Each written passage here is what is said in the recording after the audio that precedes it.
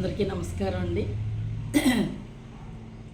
ఈరోజు పరిస్థితులు ఎలా ఉన్నాయి, మన చుట్టూ ఏం జరుగుతుందో ఒకసారి గమనించుకుంటే పూర్వం రోజుల్లో పద్ధతులు ఇప్పుడు లేవండి. ఎందుకంటే అసలు మన జీవన విధానం ఎటు వెళ్ళిపోతుంది, మన పద్ధతులు ఎటు వెళ్ళిపోతున్నాయి, బిడ్డల మీద మమకారం ఎటు వెళ్ళిపోతుంది, తల్లిదండ్రుల మీద మమకారం ఎటు వెళ్ళిపోతుంది అని ఆలోచన చేసుకుంటే మనుషుల్లో మార్పులండి. డిప్రెషన్లో మైండ్లెస్ అయిపోవటాలు, మానసిక డిప్రెషన్ ఎక్కువైపోవటాలు, ఆ పరిస్థితుల వల్ల ఇంట్లో ఎలా ప్రవర్తించాలి, బయట ఎలా ప్రవర్తించాలి, ఎవరిని ఎలా పిలవాలి, ఎవరి దగ్గర ఏం మాట్లాడాలి కూడా మర్చిపోతున్నారు. అందుకు నేను ఎప్పుడూను ఏం చెప్తూ ఉంటానంటే ఆధ్యాత్మిక వైపు మనసు, అలాగే యోగా ధ్యానాలు చేసుకోవటం, మంచి ఒకళ్ళ గురించి మంచిగా ఆలోచించటం, మన ఇంట్లో వాళ్ళ గురించి మనం మంచి కోరుకోవటం, అలాగే మన చుట్టూ ఉన్న వాతావరణం గురించి కలుషితం అయిపోతున్న వాతావరణంలో మనం బతుకుతున్నాం కనుక మనం కొంత నేర్చుకోవాల్సింది వాళ్ళ నుంచి మనం ఏమి నేర్చుకుంటే ఎలా ఉంటుంది అది అవగాహన చేసుకోవటం. అలాగే ఈ మధ్యకాలంలో చంటి పిల్లల మీద కూడా ఎక్కువ మన ప్రభావం అంటే తల్లిదండ్రుల ప్రభావం బిడ్డల మీద చూపిస్తుంది. ఎందుకు అంటున్నానంటే పిల్లల్ని పెంచుతున్నామండి. పోటీ ప్రపంచం కదా, మంచి మంచి కాన్వెంట్లు, మంచి డ్రెస్సులు, అటువంటివన్నీ బాగానే చేస్తున్నాం, బాగానే ఉంది. కానీ పట్టుదల వచ్చేటప్పటికి ప్రాణాల మీదకి వెళ్ళిపోతున్నా సరే ఆలోచించకుండా తండ్రులు ఒక అడుగు ముందుకేసి బిడ్డలకు హానికరంగా ప్రవర్తించవలసిన పరిస్థితులు వస్తున్నాయి. వాటి నుండి మెలకు కావాలి అంటే పోటీకి వెళ్ళకూడదండి. పోటీ ప్రపంచంతో మనం సంబంధాలు పెట్టుకోకూడదు.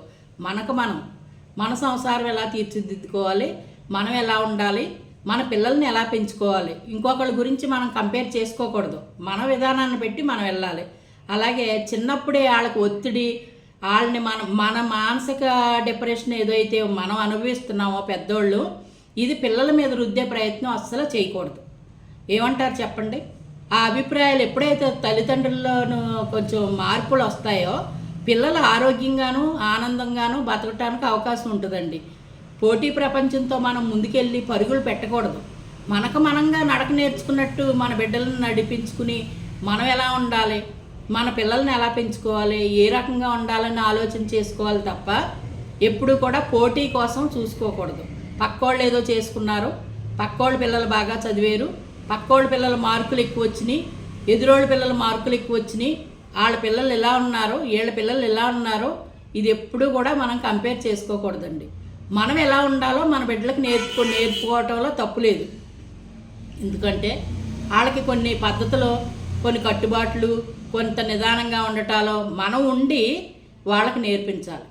ఇప్పుడు ఈ రోజుల్లో ఎలా ఉంది, మనకు ఉండే ఒత్తిడి పిల్లల మీద పడిపోయి చాలా సఫర్ అయిపోయి పిల్లల వల్ల మనం ఇబ్బంది పడతాం, మన వల్ల పిల్లలు ఇబ్బంది పడతాం జరుగుతుంది. అది లేకుండా చూసుకునే బాధ్యత కని పెంచి పెద్ద చేస్తున్నాం కనుక మనం ఆ బాధ్యత కూడా మనమే ఫుల్గా తీసుకోవాలి. కొంచెం నిదానమే అవసరం ఉంటుంది, శాంతం అవసరం ఉంటుంది. ఎక్కువ డిప్రెషన్ లేకుండా ఏ రకంగా అయితే మన రోజు జీవనం నడుస్తుందో అదే రకంగా బిడ్డల్ని కూడా మనం కంటికి రెప్పల్లాగా చూసుకోవాల్సిన పరిస్థితులు అండి. ఎందుకంటే ఈ మధ్యకాలంలో మనం చూస్తున్నాం ఎక్కువ పిల్లలు మన తల్లిదండ్రుల ప్రభావాలే పిల్లల మీద పడిపోయే పిల్లలు చాలా ఇబ్బందులు పడే పరిస్థితి కూడా ఉన్నదండి. ఎందుకంటే కొంతమంది పిల్లలు ఒక రకమైన పద్ధతుల్లో ఉంటారు, కొంతమంది ఒక రకమైన పద్ధతుల్లో ఉంటారు. మన పద్ధతి మన బిడ్డలకు నేర్పుకోవాలి. ఎదరోళ్ళ పద్ధతి మనకు అనవసరం కదా. ఈ రోజున్న వాళ్ళు రేపు ఉండట్లేదు. ఈ జీవితాలు శాశ్వతం కాదు.